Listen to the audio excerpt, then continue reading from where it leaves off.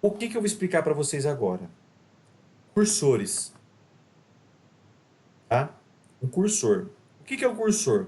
Um cursor nada mais é do que um record set ou um data record set que você pega um select e consegue colocar ele num conjunto, numa coleção de dados, até porque o select não representa a tabela inteira, ele representa uma parte da tabela. Você consegue colocar ele num conjunto de dados e interagir com ele, tá? E isso ele pode retornar tanto um dado único como um conjunto de dados. Então, por exemplo, vamos supor que eu quero, antes de fazer o update no cliente, eu quero ver se esse cliente existe. Que é aquilo que o Wesley comentou, perguntou. Então o que eu vou fazer? Eu vou criar um cursor. A sintaxe do cursor é assim: cursor, eu dou um nome para ele. Eu vou chamar ele assim: check exists. Só check. Beleza. Cursor check is. Aí eu coloco uma select aqui. Select. Mas, tipo, se você usar a palavra reservado, ele não vai dar erro? Vamos ver já. Às vezes dá, às vezes não. Depende do contexto, mas vamos testar aqui. Ó. A gente evita, tá? Eu coloquei aqui o check. Vamos colocar o português. Verificar. Eu coloco aqui CD cliente. Legal. Então, ó, o que o cursor, então o cursor, ele vai, quando eu abrir ele e eu der um fetch nele, ele vai retornar para mim o quê? Ele vai retornar para mim os dados dessa coleção. Ele vai retornar esses dados. Tá vendo que eu passei um cara específico? Então ele vai retornar uma linha do cliente, tá? Aí beleza. Escrevi meu cursor. Aí eu vou vir aqui e dizer assim, ó. Open cursor, né? Vou abrir meu cursor, verificar. Aí eu vou jogar os dados desse cursor, para me usar eles, eu vou jogar ele numa variável do tipo do cursor. Então eu venho aqui e faço o seguinte, ó. Linha cliente, que é de qual tipo? Verificar how type.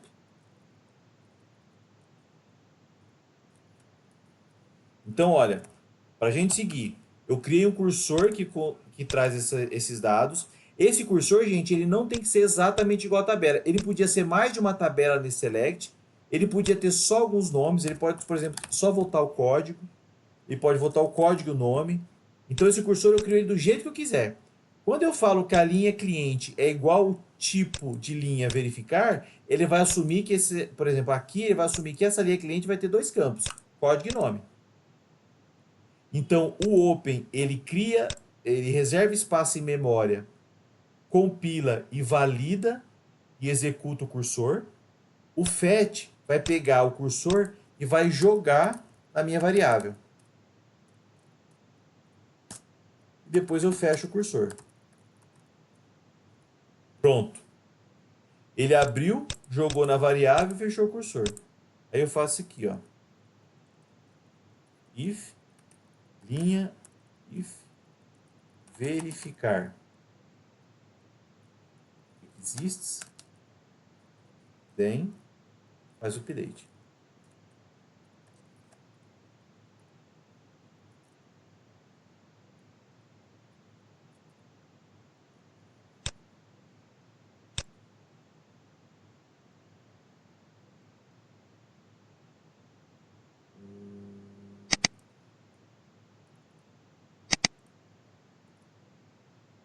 Ah, desculpa, gente. Não é que existe, não. É found. Perdão, viu? Beleza. Vou dar vou testar ela agora, tá? Pra gente fazer um debug. Vou informar o código 23. Nome do cliente, teste. Vou debugar aqui. Então ele vem, abre meu cursor, dá um fetch e fecha o cursor. Legal. Ó, será que ele encontrou o dado? Ah, cursor inválido. Tá, tudo bem. Desculpa, gente. Isso aqui, ó. Eu tenho que estar com o cursor aberto, tá? Não posso fechar ele, por isso que deu cursor inválido. Para usar o found e o not found, eu tenho que estar assim. Desculpa, vou compilar aqui de novo. Vamos testar de novo. Aqui, dá um debug. Aí, ó, tá vendo que se eu clicar aqui, ele vai passar na linha direto. Mas eu quero entrar dentro de setName. Então eu tenho que usar esse aqui, ó. Step into. O step over, ele só passa pela linha normal. O step into entra lá dentro. Eu clico aqui, ó. Entrou na minha procedure. Aí eu posso voltar a usar o step over que eu quero linha a linha. Abriu verificar, deu fetch. Encontrou? Não encontrou. Então, fecha o cursor, toca a vida normal. Olha lá. Foi. Ah, não, mas espera aí, eu vou tentar o 2 agora. Se debug de novo.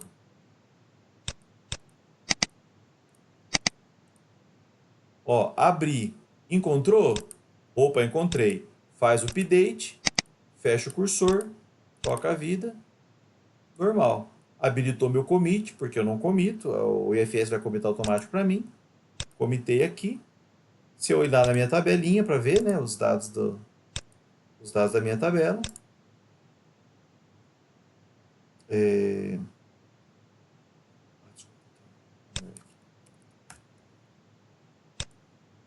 Opa, tá aqui, ó. Teste. O 2. Então, eu consegui com o cursor fazer uma verificação se esse cara existia. Tá? Agora, pode ser que eu queira tratar o erro. Dar uma mensagem de erro pro cara ou criar uma exception mesmo para dar um erro. Então, por exemplo, vou fazer o seguinte, ó. Esse da exception é bem legal explicar para vocês verem como que funciona. Todo bloco de procedure ou function, eu posso inserir uma seção que é exception. Ou seja, sempre que der um erro, ele vem para cá. Sempre que der um erro, ele vai cair nesse bloco aqui.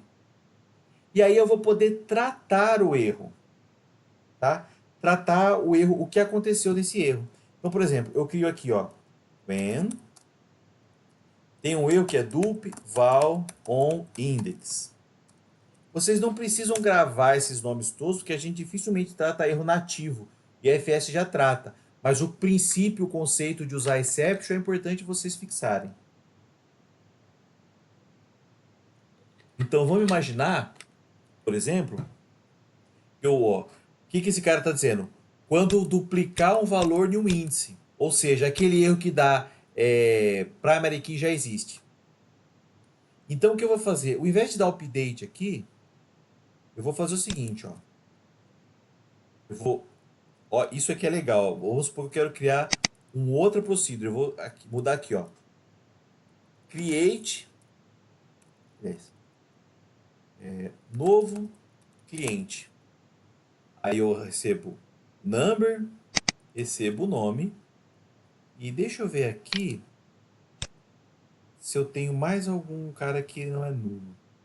Isso aqui é legal, ó. Vamos ver, esperar abrir aqui para vocês verem.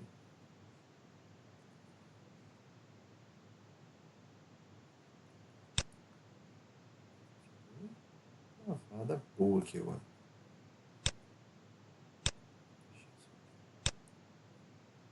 Aqui manualmente. Ó, que ótimo. Travou mesmo para. Tudo bem. Vamos ver aqui de novo.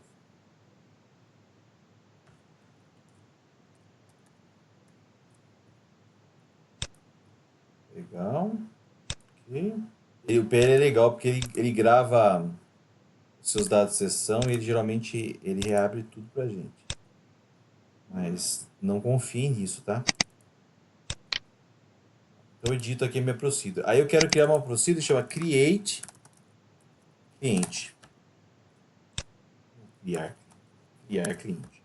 Aí eu venho aqui, eu vou olhar o teu código, nome. Tá, esses dois não podem ser nulos. Telefone e nascimento. Vou colocar aqui o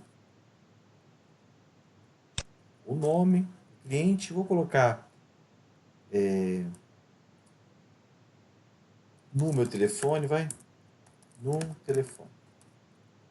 Em varchar 2 e Nascimento, DT Nascimento in date. Legal. Você viu que eu só mudei o nome aqui?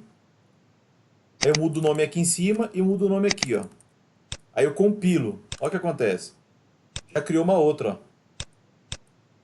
Porque isso aqui você não está abrindo um arquivo que nem o Word, editando, não.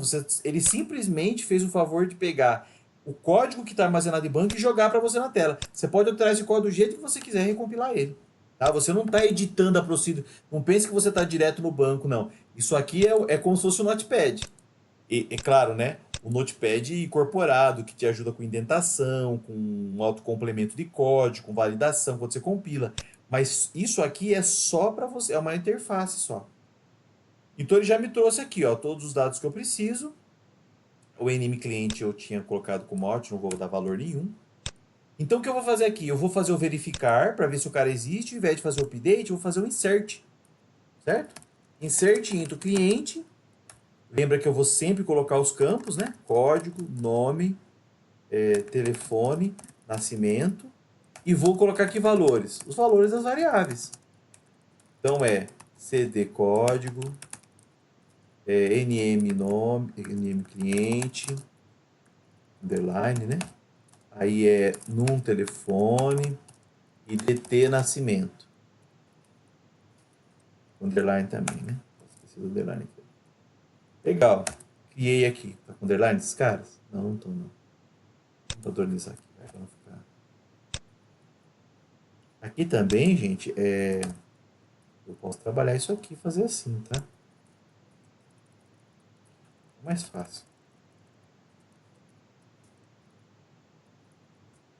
Beleza. Tá aqui. Então eu vou verificar se o cara existe e daí eu vou inserir ele. Vou compilar aqui. CD código. CD cliente, na verdade.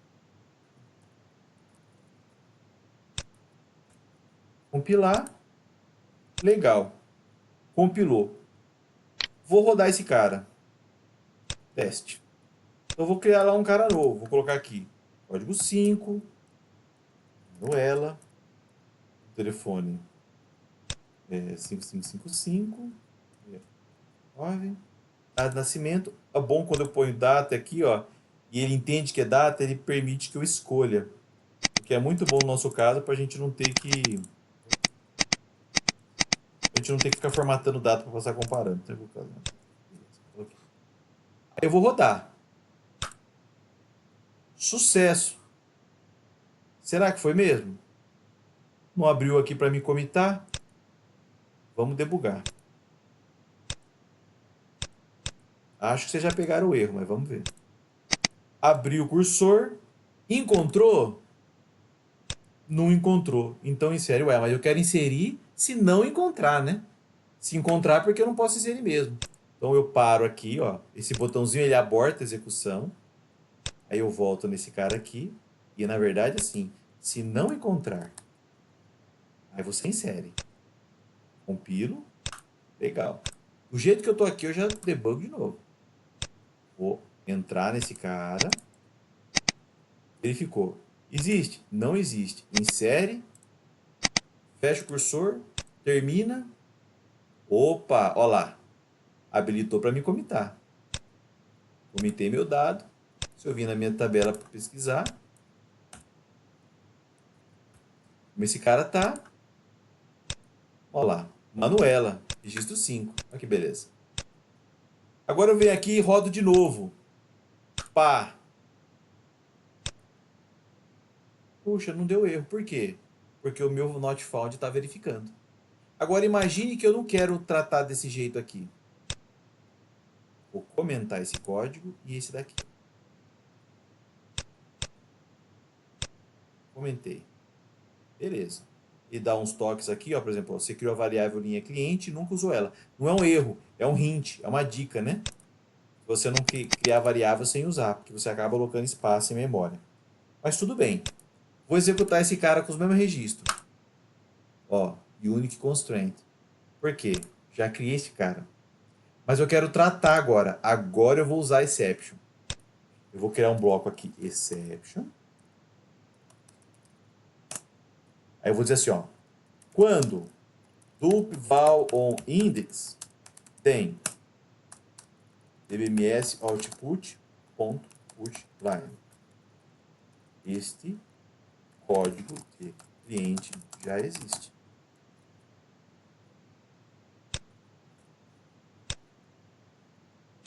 Compilo. Legal. Vou no meu teste de novo. Rodei, ó. Não deu erro, ó. Mas se eu for no dbms output, esse código de cliente já existe.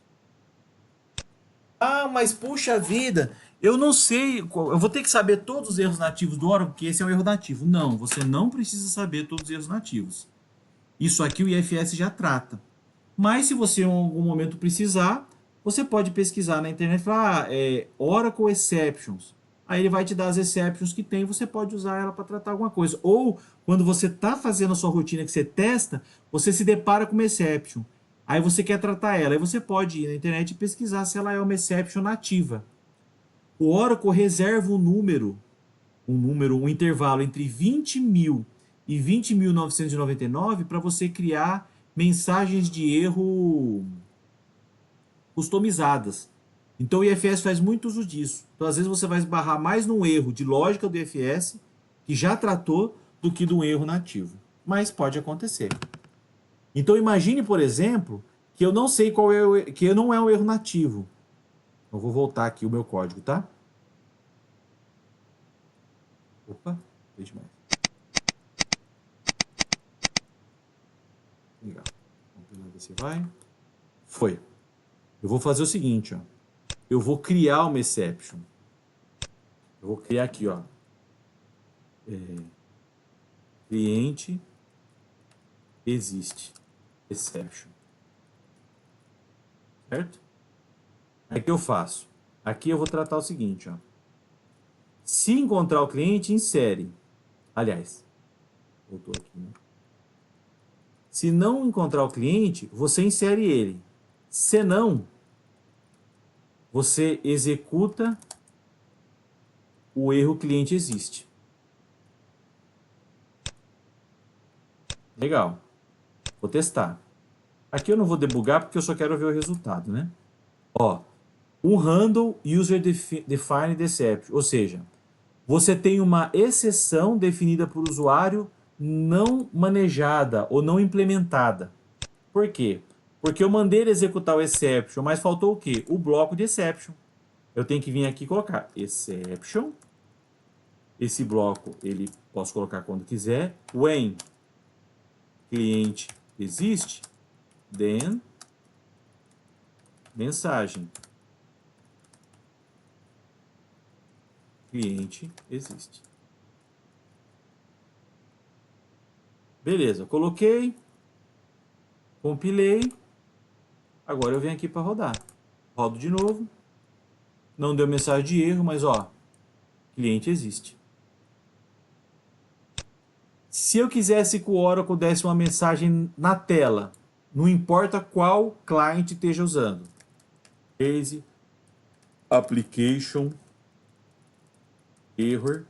Aí ele tem aquela classe reservada, 20.001. Cliente já existe. Compilo. Legal. Agora que eu testo ele, aqui, cliente já existe. Tá vendo? Ele trouxe um erro Oracle. Mas porque na verdade é uma exception que eu manipulei. Eu criei uma exception, mandei ele executar essa exception quando desse uma situação específica e tratei a minha exception aqui. Puxa vida, mas o que eu queria mesmo, sabe o que era? É que quando desse uma exception, não importa qual fosse, mandasse mensagem na tela ou gravasse no dbMesh output para mim, ó, ocorreu o erro tal. Então eu coloco essa palavra aqui, ó, when others. Por que when others? Porque isso aqui eu posso cascatear, eu posso dizer assim, ó, when cliente existe, você dá a mensagem. Quando for outros, você dá o 2, e ele tem uma variável interna do Oracle que chama ESQL erro.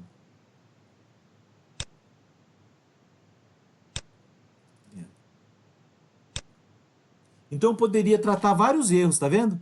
Eu podia ter um erro quando o cliente existe, um erro quando a data de nascimento não fosse informada, um erro quando o telefone, o tamanho do campo telefone fosse menor do que 15 caracteres, um erro quando o código não fosse informado. Eu podia criar várias exceptions aqui, ó, e tratar cada um de um jeito. Aí se der um exception que não está tratado, eu uso quem?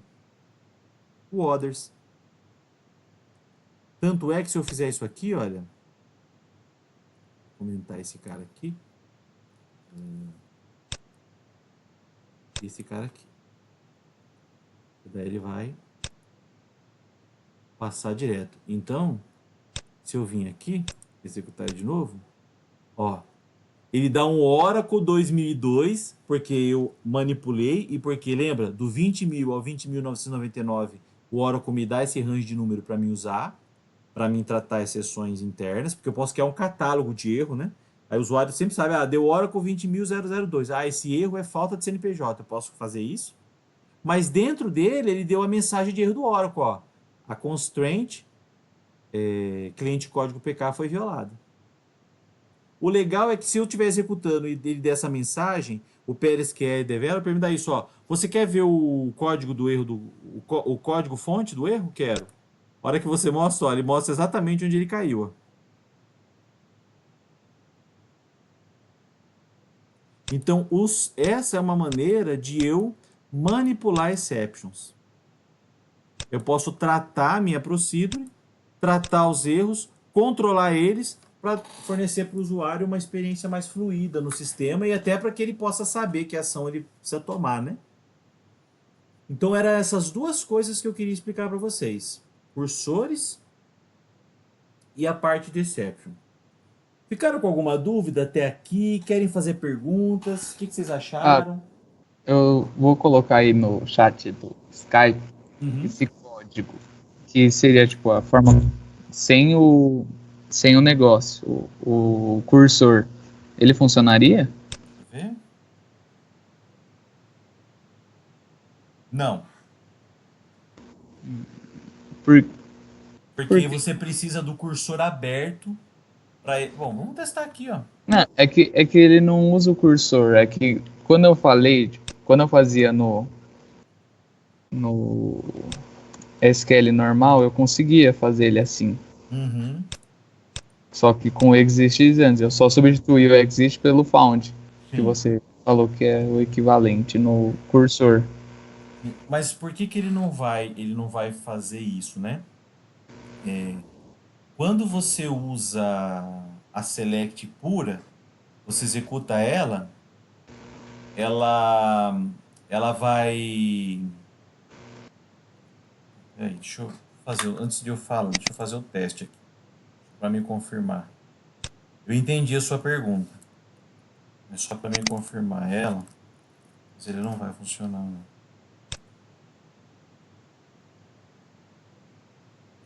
Não vai funcionar. Por que que ele não funciona? Porque essa informação, o cursor, quando você abre um cursor, o cursor ele abre um espaço dentro do servidor do Oracle, uma região de memória, e carrega esse cara com uma série de propriedades. Enquanto você está com ele aberto, ele te permite você ter acesso a esses dados. O select puro não. Ele é um cursor que a gente fala de implícito. Ele abre e fecha, ele só te traz dados. Ele não permite você acessar informações a mais além disso. Não que você não pudesse fazer o seguinte, Wesley, você poderia fazer isso aqui, olha. Seguindo essa linha, por exemplo, você poderia fazer isso aqui, ó.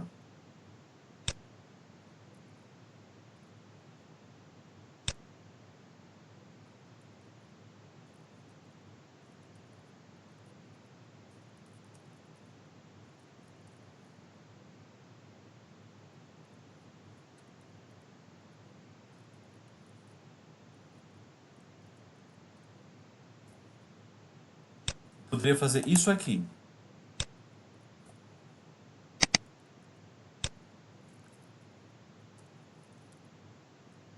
Você cria uma variável, aí você dá um count na tabela. O count traz o número de registros que ele encontrou na tabela de acordo com o seu where. Aí você faz um count, joga numa variável e verifica se essa quantidade de registros é maior que zero. É maior que zero? Encontrou. Aqui no caso tem que ser igual, né?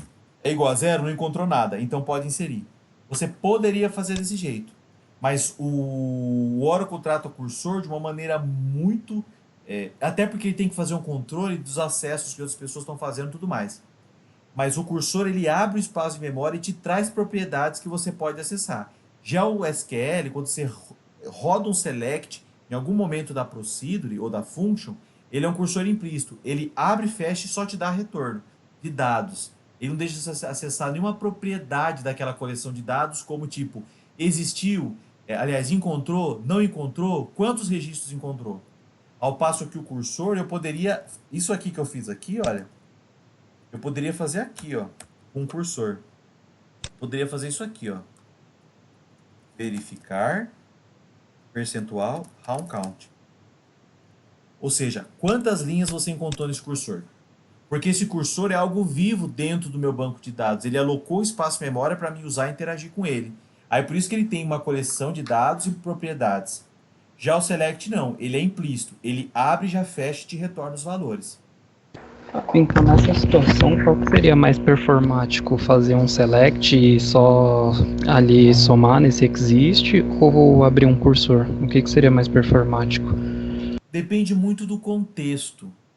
Por exemplo, o cursor é muito prático, mas o cursor ocupa um espaço bom de memória.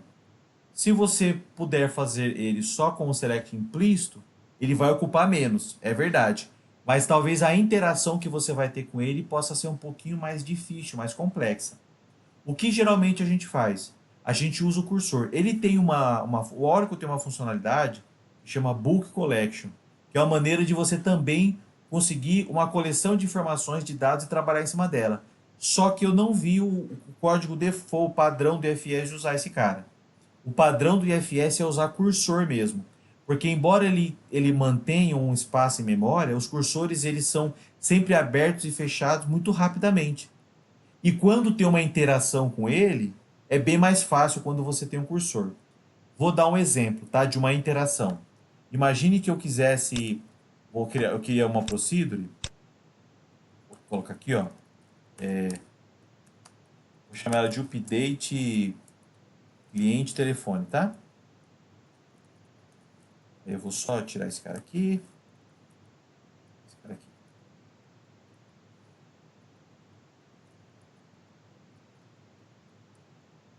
Vou tirar esse cara aqui também. Na verdade, o que eu quero fazer? Aliás, é só deixar esse cara comigo, tá? Vou colocar aqui DDD. Então eu quero adicionar o DDD a todos os telefones, tá? Vou dar um exemplo, tá, gente? Eu poderia simplesmente fazer com update. Mas imagina que eu teria que interagir com a tabela. Então eu crio aqui o meu cursor.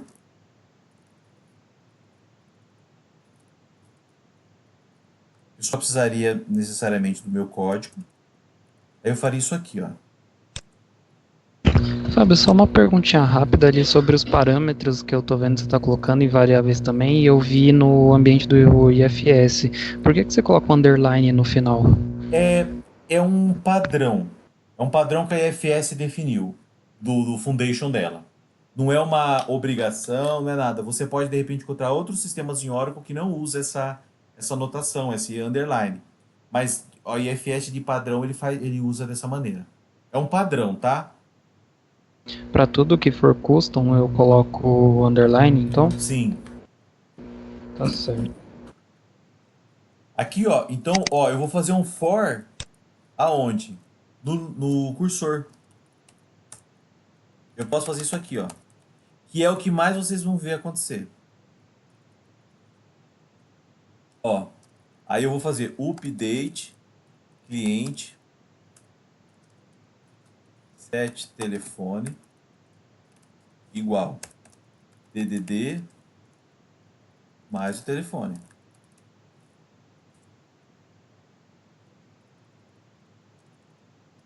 Where código igual a reg.código. Vou explicar o código para vocês, tá? Embora eu acho que Vocês talvez até já tenham entendido. Então, o que eu fiz, ó? Esse verificar, ele é o quê? Ele é um cursor.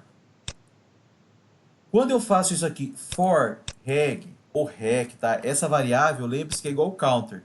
Quando eu coloco ela aqui, ela já assume que ela vai ser do tipo linha desse cara aqui. Tá? Eu não preciso declarar ela, mas eu poderia até declarar ela. Por exemplo, essa linha cliente serviria aqui, por exemplo. Tá? Essa linha cliente que é do tipo verificar. Então, o que ele vai fazer? Ele vai fazer um for em cima do cursor. Tá vendo? E vai fazer um update em cada cliente, setando o telefone, atualizando cada cliente, onde o código da tabela cliente tem que ser igual o código que ele está interagindo com o cursor. Tá? Eu poderia fazer esse cara assim. Então, isso é a interação que vocês mais vão encontrar. Aí você fala assim, ô Fábio, mas qual o problema de usar um select? Nenhum. Algumas coisas a gente usa que são os padrões mesmo que a FS usa, mas não teria. Tanto que existem lugares do FS que você pode encontrar um select, tá bom? E até um select montado de maneira dinâmica, onde ele vai montando quais campos ele vai precisar de acordo com os parâmetros que ele recebe. Mas isso aqui, ó, é o que a gente mais vai encontrar. Opa. Padrão dentro do IFS.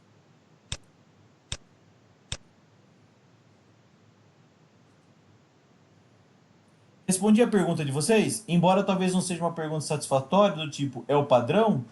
Mas ficou claro para vocês isso? Ficou, deu pra entender. Dá pra entender o padrão. Legal. Vocês vão ver que tem muita coisa lá que a gente pode seguir o padrão. Em alguns momentos, em alguns projetos, a gente provavelmente vai ter um projeto no meio do ano que tem isso, eles fazem uma coisa que chama Quality Assurance. Né? A gente chama de QA. O que é isso?